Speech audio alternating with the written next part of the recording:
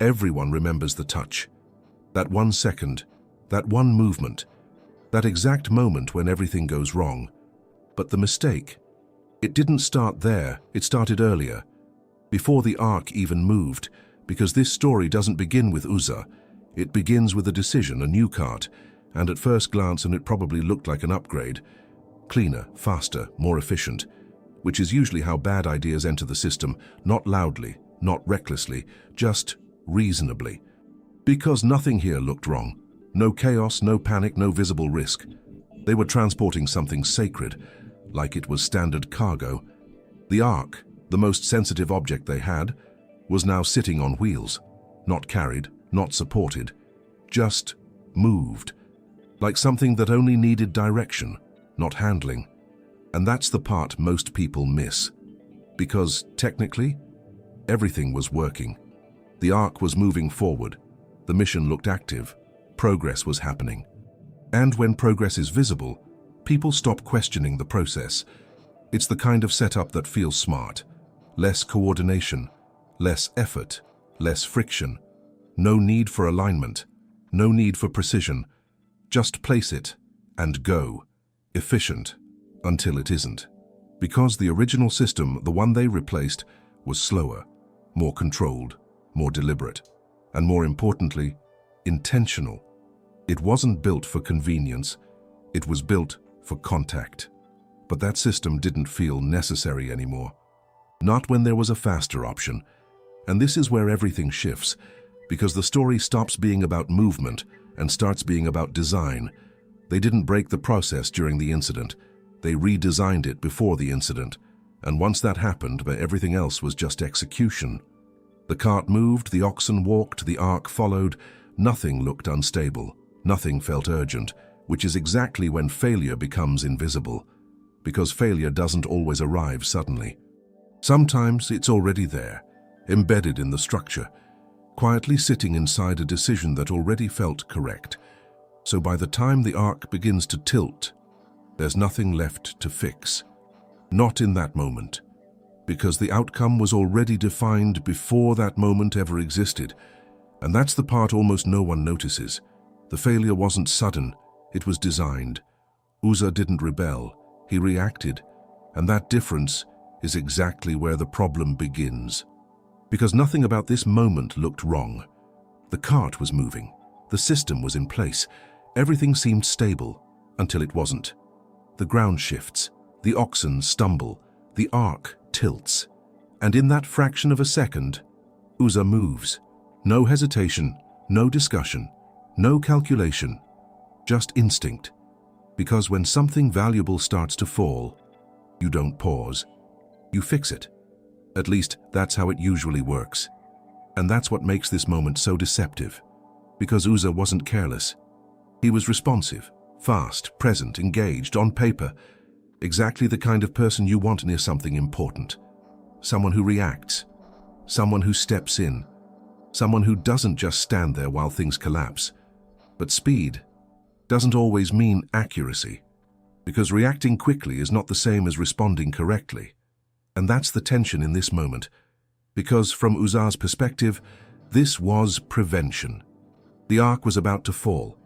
He stopped it. Problem solved. Except that wasn't the problem, because the ark didn't need to be saved. It needed to be handled correctly from the start. And that changes everything, because the issue wasn't the tilt, it wasn't the movement, it wasn't even the instability. It was the assumption that he was supposed to intervene. And that assumption didn't start in that second. It started earlier, back when the system changed, back when the method shifted, back when handling something sacred started to feel normal. Because once something becomes familiar, people stop treating it carefully. They start managing it, adjusting it, correcting it, touching it. And Uzzah didn't hesitate, because nothing in the process told him to. There was no pause built into the system, no boundary reinforced in the moment, just movement. And when movement replaced structure, intervention felt natural, even necessary. It's like seeing a mistake happen in real time. You don't step back, you step in. You fix it before it gets worse. Except sometimes stepping in is the mistake, not because the intention is wrong, but because the role is. Uzzah wasn't trying to take control. He was trying to stabilize something that was never meant to be stabilized that way, and that's what makes this moment so uncomfortable. Because everything about his action feels correct, until the result proves it wasn't. And suddenly, intention doesn't matter. Speed doesn't matter. Even logic doesn't matter. Because the system he was operating in was already misaligned. So his reaction, as fast and as reasonable as it was, didn't fix the situation. It completed it. And in that second, the outcome didn't adjust. It locked. Because intention doesn't override design. The problem wasn't the touch. It was the system they replaced, because long before Uzzah reacted, something else had already changed, and it didn't look dramatic. No announcement, no warning, just a quiet switch. From shoulders and to wheels, because the ark was never meant to be transported, it was meant to be carried. Not rolled, not adjusted, not stabilized mid-movement, carried. Which sounds less efficient, and that's exactly the point. Because the original system wasn't built for speed, it was built for precision, every step controlled, every movement intentional, every position defined before the journey even started. There was no room for improvisation, no need for reaction, because nothing about it was supposed to shift, and that's what they removed. Not just a method but the stability that came with it, because when something is carried correctly, it doesn't need to be corrected later. But when you replace that system with something easier, you also replace what made it safe. And that's where things get subtle, because the cart worked, at least at first. It moved the ark, it covered distance, it looked successful. And when something produces results, people assume it's valid. Even if the foundation is wrong, it's like replacing a system without understanding why it existed. Not what it did, why it existed, because the difference between those two is everything. What it did, move the ark. Why it existed, control how it was handled.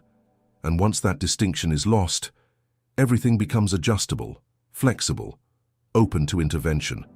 And that's when the risk enters. Not suddenly, gradually. Because the cart didn't fail immediately. It allowed progress, it created momentum, it gave the illusion of control, until the moment control was needed. And then, it wasn't there. Because systems don't fail when they're working. They fail when they're tested. And this system had never been tested correctly. It was just moving, quietly building toward a moment it couldn't support. And when that moment arrived, it didn't hesitate. It didn't adapt. It didn't recover. Because it wasn't designed to. They rushed to move something sacred and removed the very structure that made it stable.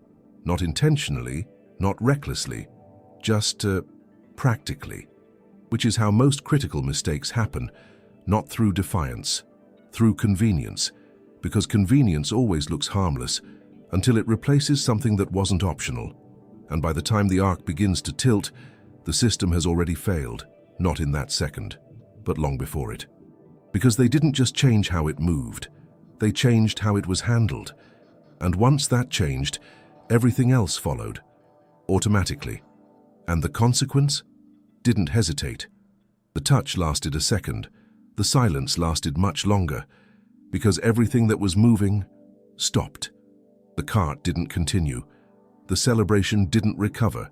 The momentum didn't return. It just froze. Not because people didn't know what to do, but because suddenly they understood what had just happened. And that changes the atmosphere instantly, because before that moment, this was movement, progress, direction, execution. Now, it was something else, something no one had prepared for, because no one plans for a system to fail in the middle of success. And that's what made it disorienting. There was no transition, no warning, just a shift, from motion to stillness. And in that stillness, everything becomes louder, not externally, internally, because the question isn't spoken, but it's there. What just happened? And more importantly, why? Because it didn't look like a major mistake. There was no visible collapse, no structural damage, no external threat, just one action, one reaction, and a result that didn't match expectation, which is exactly what makes it unsettling. Because when outcomes don't match logic, people stop trusting the process, and once trust breaks, everything slows down. No one reaches forward, no one steps in, no one adjusts anything. Because now, every action feels risky, even the correct ones. And that's the hidden impact of this moment. Not just what happened to Uzzah, but what happened to everyone else. Because now the system wasn't just flawed, it was exposed, and exposure changes behavior immediately. Before, movement felt safe, now movement feels dangerous. Before, action was encouraged, now hesitation takes over. And hesitation spreads fast, because uncertainty is contagious. Especially when no one fully understands what caused the outcome. It's like a system crash with no error message. Everything stops, but no one knows why, so no one touches anything, because touching anything might trigger it again. And suddenly, the ark isn't just important, it's untouchable, not by rule, by fear. And that fear doesn't need explanation. It doesn't need instruction. It doesn't need reinforcement. It just exists, because one moment proved something clearly. The system wasn't under control, and once that realization settles in, confidence doesn't come back quickly, not after something like that. Because this wasn't just a mistake, it was a miscalculation at the deepest level, and now everyone knew it, even if no one said it. So the ark stayed where it was, not because it couldn't move, but because no one wanted to be the next one to find out what happens if it does. Uzzah died touching the ark. That's the part everyone remembers. The action, the moment, the outcome, simple, direct, immediate, which is exactly why it's misleading. Because the story isn't really about Uzzah. It's about everything that happened before he ever moved, because by the time his hand reached out, the decision had already been made, not by him, by the system around him. A wrong setup, a smooth execution, an immediate consequence, and from the outside, it looks like cause and effect, touch, result. But that's not what actually happened. Because the mistake wasn't in the action, it was in the setup. And once the setup was wrong, the outcome stopped being flexible.